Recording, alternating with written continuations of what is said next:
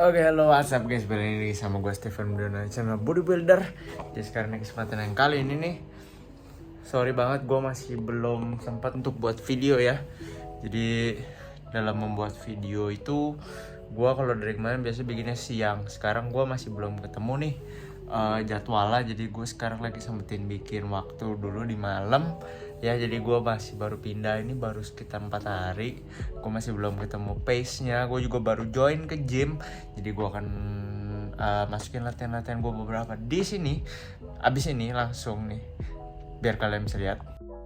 Ya oke, jadi ini beberapa potongan latihan gue post yang top setnya aja. Jadi ini gue main top single langsung powerlifting. Dari udah sekian lama gue gak main powerlifting. Dan bukan hopefully ya, ini udah kejadian. Angkatan gue bagus semua. Bahkan ini melebihi dari yang gue bisa angkat dulu di beban segini ya. Beban gue 75 kilo sekarang, maksudnya berat badan. Jadi mungkin karena hasil dari gue udah istirahat selama 2 minggu ya. Jadi gak ada latihan berat, gak sentuh beban berat. Jadi badannya benar-benar lagi fully recover. Makanya ini angkatannya bisa kayak gini. Gue sebenarnya agak kaget. Dan gue pikir ini kayaknya bebannya palsu ini. Tapi ya gak tahu ini yang terjadi. Gue catat aja, gue gak pernah nimbang juga. Jadi ini juga gue udah lakuin semuanya, kecuali bench press. Ini gue lakuinnya incline bench ya. Jadi ya sama-sama aja. Yang penting pokoknya udah bisa ngelatih semua otot, terutama kaki ya. Dari kemarin agak susah cuma bisa pakai satu kaki. Tapi yang pasti sekarang udah bukan masalah. Jadi gue akan tetap terus lanjut di gym yang baru ini. Nah itu yang tadi latihan gue. Jadi gue langsung mulai ke main berat ya. Jadi singkat cerita gue cukup bangga dengan performa gue yang udah sekitar 10 hari. Total sekitar 14 hari gue gak nge-gym ya. Jadi ini hari ke-15 gue baru nge-gym lagi. Gue nge-gymnya tuh waktu itu cuma di kamar, di taman sekali gitu. Jadi gue cukup seneng ya, karena performa gue gak berkurang sama sekali.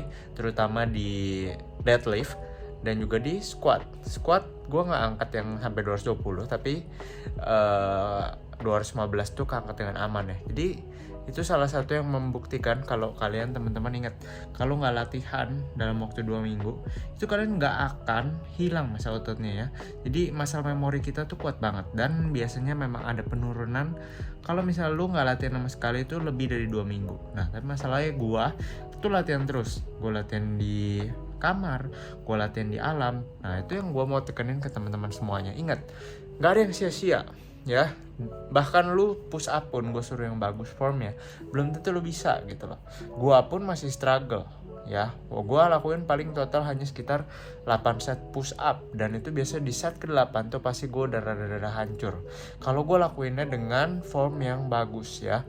Jadi kembali lagi itu penting banget. Jadi teman-teman jangan takut nih kalau misalnya kabur dari gym terus nggak ada tempat latihan. Sementara latihan dulu di rumah. Kalau misalnya kalian ketemu ada memadai seperti di taman, pakailah tamannya gitu. Dips, pull up itu cuma salah satu gerakan yang level menengah yang hasil ototnya juga bagus banget. Untuk pemula apalagi push up, squat satu kaki, dan juga pull up yang pakai resistance band atau pull up di lemari, itu udah termasuk salah satu yang bagus sih. Jangan lupa teman-teman untuk dilatih. Nah sekarang gue mau bahas di latihan gue di sini. Jadi kalau latihan gue di sini gue jadi 6 kali karena gue jadi lebih leluasa ya. Gue berharap bisa 6 kali, tapi kerjaan gue ini agak demanding untuk keluar kota ya. Gue berharap aja supaya bisa memberikan hasil yang terbaik ya. Tapi gue rencananya itu, dan gue akan tetap latihan metode power building.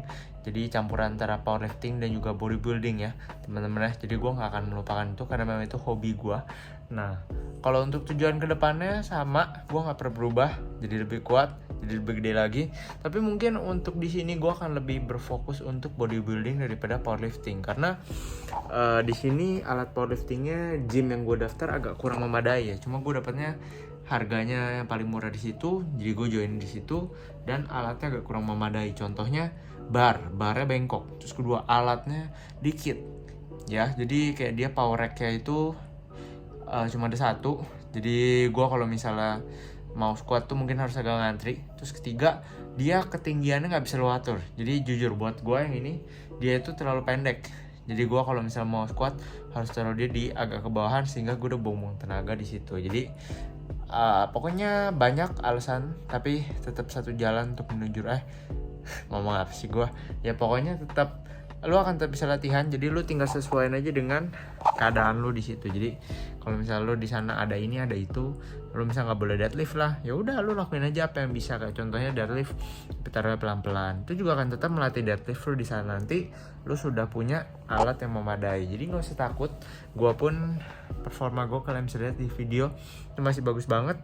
Jadi yang penting tetap latihan. Dan gue pola makan gue di sini sama, gue masih masak dada ayam, gue masak nasi, masak ubi. Kira-kira gue Senin sampai Jumat lah, itu gue akan ketat sekali makanannya itu, karena satu murah, terus kedua juga nutrisinya cukup untuk gue. Kecuali sebenarnya di vitamin mineral gue nggak cukup. Tapi untuk sekarang ini gue lagi nggak ada waktu untuk masak, jadi gue cari yang sesimpel mungkin. Nasi nggak masukin ke dalam, sayur gue males cucinya segala macam, potong-potongnya.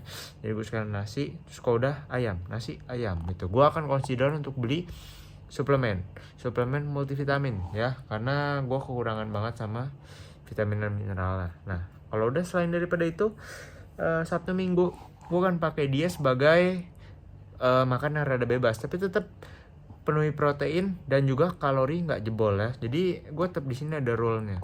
Dan di sini gue, karena gue itu kemana-mana naik sepeda bro, gue nggak kayak di Indo yang kemana-mana naik motor.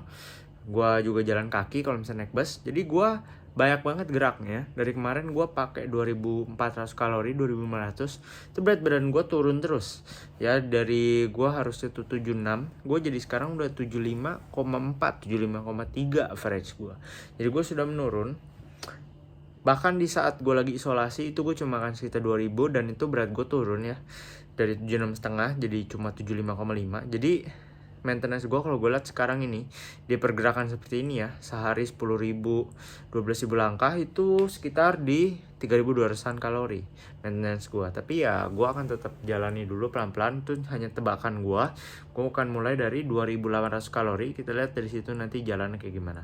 Makanya kalian kalau misalnya nyari angka, ambil aja satu, terus dilihat pergerakannya. Kalau dalam 2 minggu berat kalian naik, udah itu artinya lagi dalam surplus. Itu titik di situ aja. Kalau misalnya naik kecepatan, diturunin, lihat lagi. Udah gitu aja. Jadi lu nggak usah pikir kalau angkanya itu harus seperti pakem gini. Enggak. Justru lu nggak harus pakem. Jadi angkanya itu menyesuaikan aja dengan keadaan dan juga dengan goals lu. Kalau misalnya dia belum turun, artinya waktunya lu untuk turunin. Kalau misalnya dia udah turun, ya udah lu nggak usah turunin lagi. Nah, ada lagi indikator-indikator lainnya seperti kayak misalnya lu lingkar badan. Kalau misalnya dia lingkar badannya turun, nah itu udah termasuk salah satu yang mendukung juga. Jadi seperti itu ya, nggak usah pakai bingung lagi. Oke, ini karena udah malam gue bikin sampai sini aja video pendek. Besok kita akan mulai lagi, hopefully untuk bikin yang lebih rutin lagi. Tapi yang pasti kalau misalkan kalian suka, jangan lupa di like, di share, dan juga subscribe. Kalau misalnya lo orang butuh online coaching, jangan lupa link selalu tersedia di bawah. Online coaching with specific Coach Friendly, Coach Michael, bisa langsung kontak kita semuanya. And I'll see you guys on the next video. Bye bye.